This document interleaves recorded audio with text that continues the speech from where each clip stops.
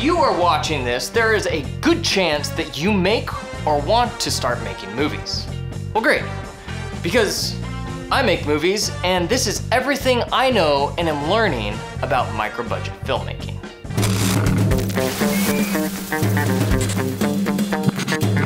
If your story is anything like mine, you want to make a career out of making movies, and your opposition is the gateholders to the money, time, and resources that would allow you to do just that. So as a micro-budget filmmaker, we figure out a way to do it without all the fancy stuff, like money. So let's start by focusing on something important: directing. No longer is a slow film set your fault. Going over budget? Me?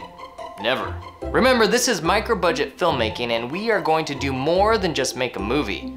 We must create something people will remember, because we actually ignored that stupid textbook. Have those guys even ever made a movie? Well, maybe, but you know what? We want to make something different.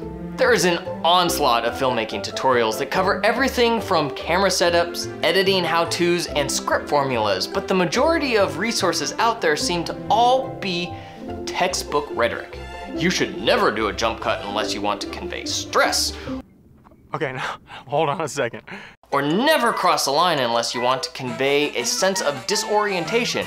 Or good directors have a purpose for every decision they make. And then end it there. What the F is a purpose, and how do we know if it is the right one? Good question. We need something different if we want to become unique and actually stand out. If looking at these movie posters, what is the first thing you notice? The poster that is different from all the rest.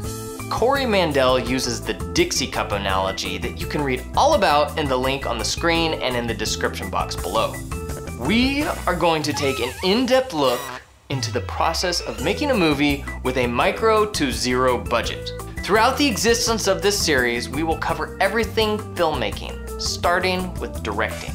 There is a multitude of resources available that focus on low-budget filmmaking, but where I hope to be different is to show you practical steps you can take that will get you from script to screen with a large reach, and all within the confines of a micro-budget. I don't know everything there is to know, but I feel I can bring some valuable ideas to the table for aspiring filmmakers that will help to streamline their filmmaking ambitions. I've directed to date a number of short films, worked in post for various reality TV shows, and directed 2 feature-length films that you can find on VOD throughout the world. I hope to share with you some valuable tips that will not only protect you, but protect your craft as well. So starting today, every Thursday, I will be releasing a new video on micro-budget filmmaking. If you want to hear more of my filmmaking insights, then consider subscribing and join in the quest to make micro-budget filmmaking profitable and more than just a hobby. Filmmaking? Micro-budget? No problem.